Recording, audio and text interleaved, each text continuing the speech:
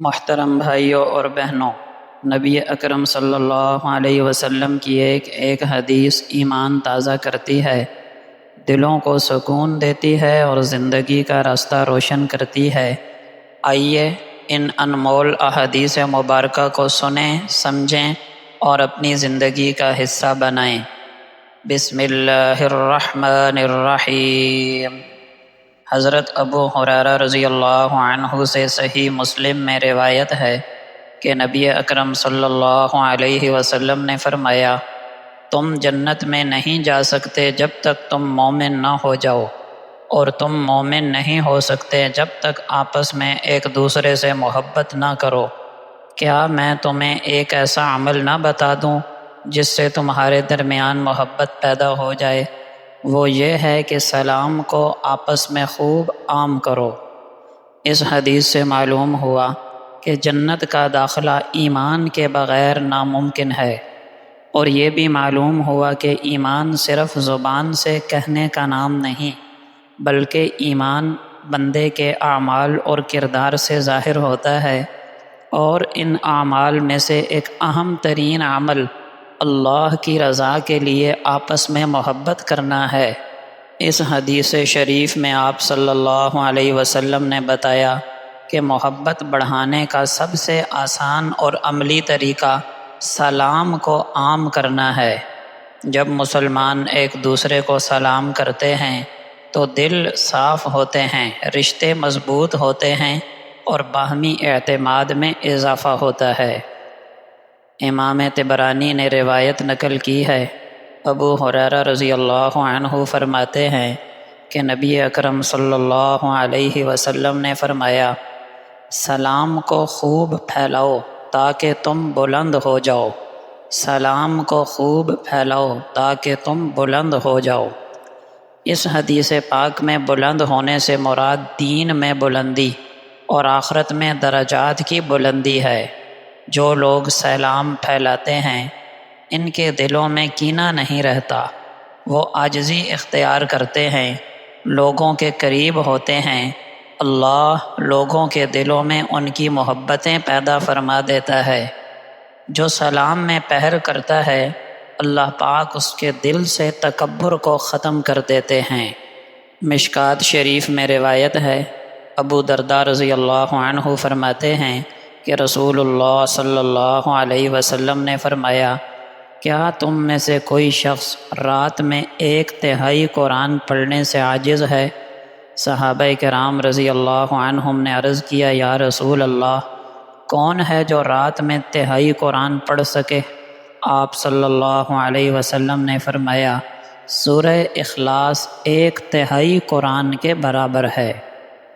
آپ صلی اللہ علیہ وسلم نے سوالیہ انداز میں صحابہ کرام کو اس لیے متوجہ کیا تاکہ وہ بات کو زیادہ دھیان اور توجہ سے سن سکیں۔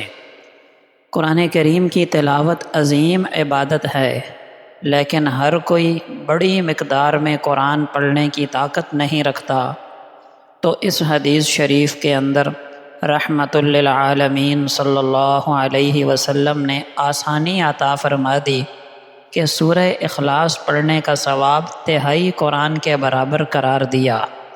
اب سورہ اخلاص 1/3 قرآن کے برابر کیوں ہے؟ علماء نے اس کی کئی وجوہات بیان کی ہیں۔ ان میں سے ایک بڑی اور اہم وجہ یہ ہے کہ قرآن کریم کی تعلیمات 3 بنیادی موضوعات پر مشتمل ہیں۔ ایک توحید یعنی اللہ جل شانہ کی وحدانیت، دوسرا احکام یعنی عبادات، معاملات اور اخلاق، اور تیسرا وعدہ و وعید یعنی جنت، جہنم، قیامت، آخرت۔ سورہ اخلاص میں ان 3 اہم مضامین میں سے توحید کا مضمون اتنی جامعیت سے بیان ہوا ہے کہ یہ پورے قرآن کی 1/3 کے برابر شمار ہوا۔ ترمذی اور ابن ماجہ کی روایت ہے، نبی اکرم صلی اللہ علیہ وسلم نے فرمایا، کیا میں تمہیں ایسا عمل نہ بتاؤں جو تمہارے تمام اعمال سے بہتر ہو، اللہ کے یہاں سب سے زیادہ پاکیزہ ہو، تمہارے درجات کو سب سے زیادہ بلند کرنے والا ہو؟ سونا اور چاندی اللہ کی راہ میں خرچ کرنے سے بھی افضل ہو اور جہاد میں دشمن سے مقابلے سے بھی بڑھ کر ہو۔ صحابہ نے عرض کیا، ضرور یا رسول اللہ، بتائیے۔ آپ صلی اللہ علیہ وسلم نے فرمایا، اللہ کا ذکر۔ دوستو، اللہ کا ذکر وہ عبادت ہے جو باقی سب نفلی اعمال کو پیچھے چھوڑ دیتی ہے۔ ذکر بندے کو اللہ سے جوڑ دیتا ہے اور اس کی روح کو تازگی بخشتا ہے۔ اللہ جل شانہ قرآن پاک میں فرماتے ہیں، خبردار، دلوں کا سکون صرف اللہ کے ذکر میں ہے۔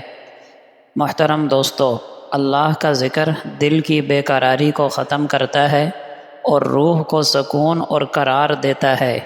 ذکر الہی دل کو زندہ کرتا ہے جیسے پانی خشک زمین کو۔ اللہ کا ذکر انسان کو روحانی زندگی عطا کرتا ہے، انسان کو سیدھی راہ پر قائم رکھتا ہے۔ دل کی صفائی اور روح کی روشنی ذکر سے حاصل ہوتی ہے۔ ذکر وہ خزانہ ہے جو کبھی ختم نہیں ہوتا۔ اللہ کا ذکر دل کی سب سے بڑی دوا ہے۔ جو اللہ کو یاد رکھتا ہے، اللہ اسے کبھی نہیں بھولتا۔ ذکر وہ چراغ ہے جو ہر اندھیرے کو روشن کر دیتا ہے۔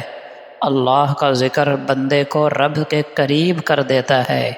محترم دوستو، اللہ پاک ہمیں ان احادیث مبارکہ پر عمل کرنے کی توفیق عطا فرمائے اور ان کے ذریعے ہمارے دلوں کو ہدایت اور نور ایمان عطا فرمائے۔ اگر آپ کو یہ باتیں فائدہ مند لگی ہیں تو انہیں دوسروں تک ضرور پہنچائیں تاکہ ہم سب مل کر نیکی اور خیر کے پھیلانے والے بن جائیں۔